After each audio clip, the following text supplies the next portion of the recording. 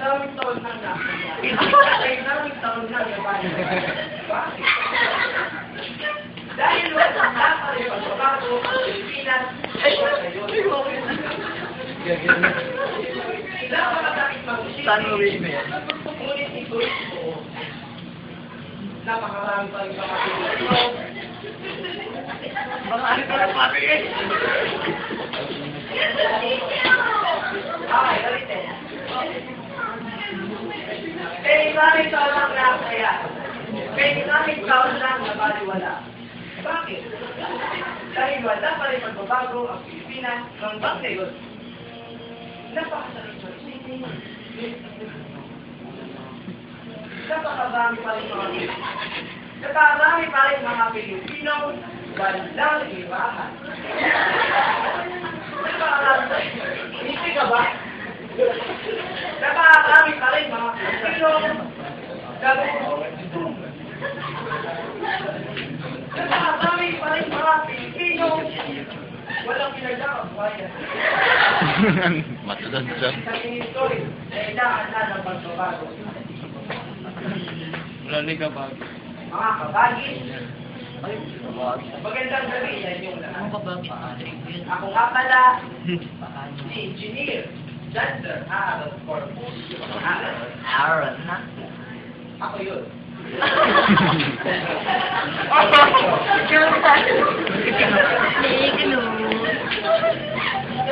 yun. Ako na nasa harapan ninyo ngayon ang magbabago ng inyong buhay. Pero pichay. Ang magbabago ng Pilipinas.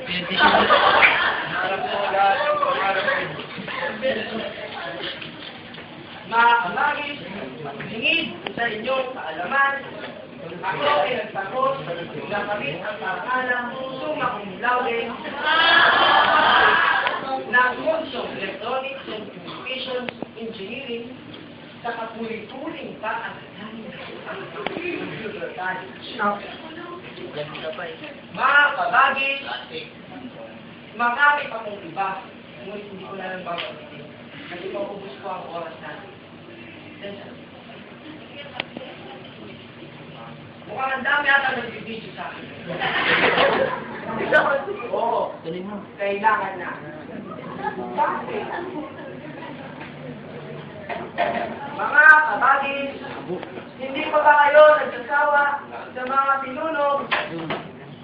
tinulong walang nagagawa para sa kapangalan ng mga Pilipino?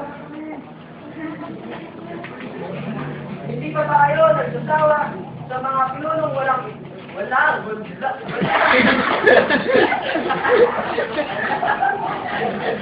Hindi ba kayo nagsasawa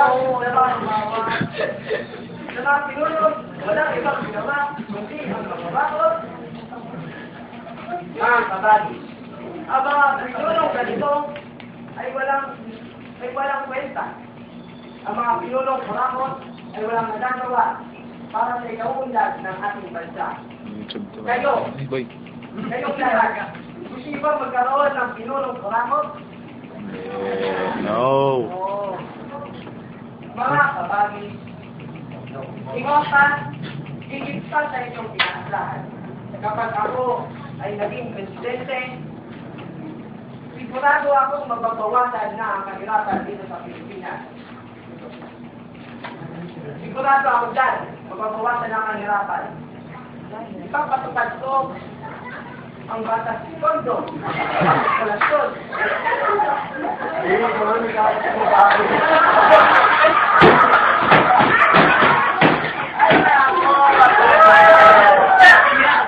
The best ka talaga. You're the best. Ipapatupad ko. Wala na action.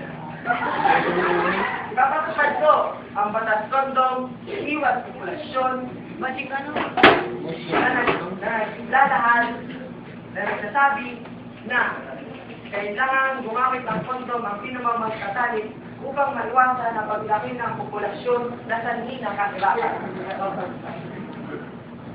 Mga kabagi, akala nyo ba yun lang yun? Akala nyo lang yun. Kapag ako Kapag ako ang naging presidente, yun, kapag ako ang naging presidente, kahit saan magsulok ka ng Pilipinas sa kapira, ay hindi ka na, ay hindi may sasakyan ka pala. Mga kabagis, kapag ako ang naging presidente, kahit saan sulok ka man ng Pilipinas, ay may masasakyan ka. Dahil sa gagawin kong proyekto na kanil dito, kanil doon.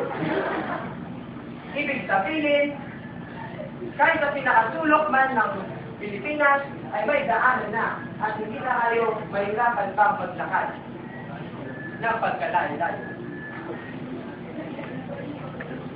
Mga kabagis, mukhang sikat na ako Mga kabagis, kapag ako ang naging presidente, asahan nyo na magbabago na malaki ang pagbabago ng Pilipinas.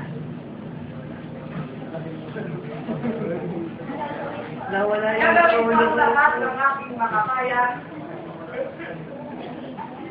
Sigurado ako may pagkagawa ko dyan. Dahil hindi ako ako, tulad na iba. Mga kabagis, nandito tayo ngayon dahil sa pagbabago. Kaya sabay-sabay natin isigaw. With posing. Simulan na ang pagbabago. Hindi naman kayo sumigaw. Sige, okay na yun. Mga kabagis, hindi naman natin magagawa ang pagbabago kung hindi niyo ako magboboto. Kaya sa darating na halalan, iniresan sa purpose ko ang inyong lingkod. Inaasahan ko ang inyong boto. Maraming salamat po. Bumoto para sa pagbabago.